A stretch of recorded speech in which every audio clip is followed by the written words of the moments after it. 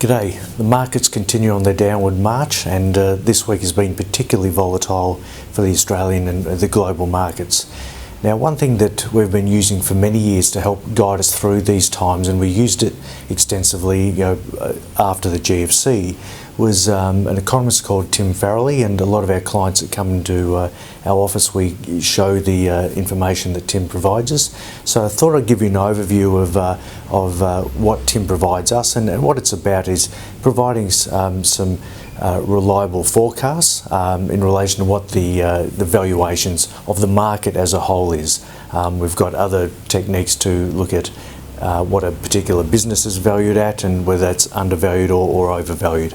But here we're talking about the market as a whole, and this is the Australian market, global markets, including developing markets as well. So what Tim does, he's an economist based out of Sydney.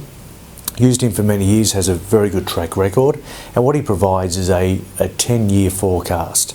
Now, the reason why he provides a 10-year forecast is because, as I've said many times in these videos and to my clients in the front office, that in the short term we have no idea what the markets are going to do in the short term.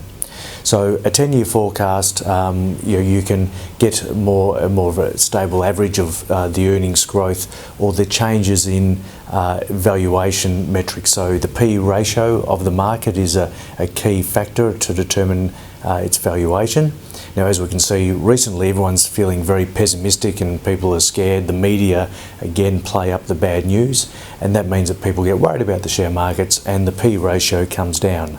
So the P/E ratio is the price to earnings ratio, so it's what people are prepared to pay for $1 of earnings. So a P/E of 10, $1 of earnings gives a share valuation of $10.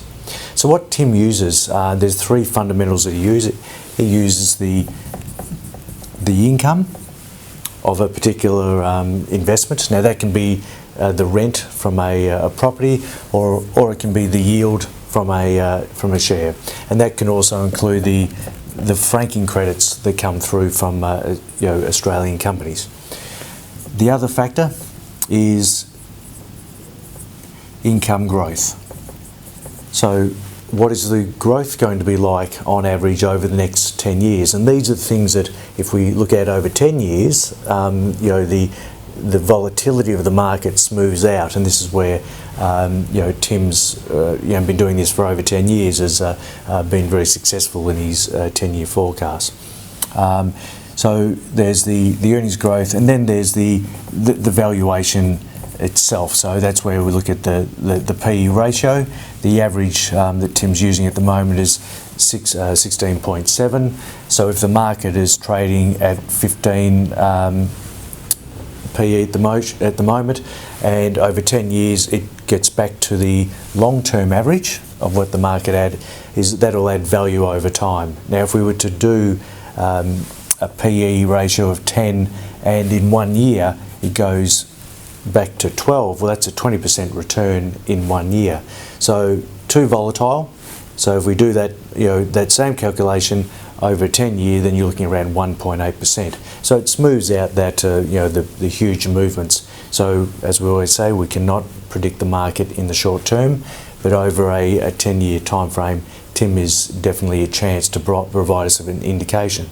Now, the way that he does that is through his tipping point charts, and I'll get Ash to overlay that just at the end of the video, which you can pause on, and you can get a bit of an idea of where some of the markets are at on a long-term basis.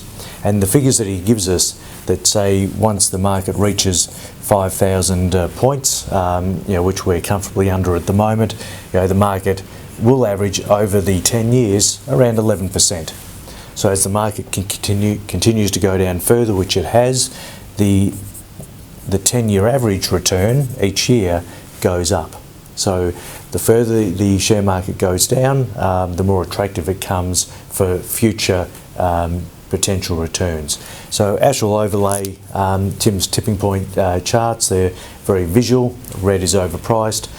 So what I'll get you to focus on is the bottom left-hand side of the chart, and you'll see approximately where we're at in the market right now. So I hope that's a help.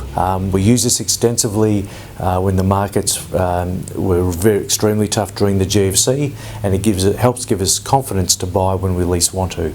Thanks for listening, and I will speak to you soon. Bye.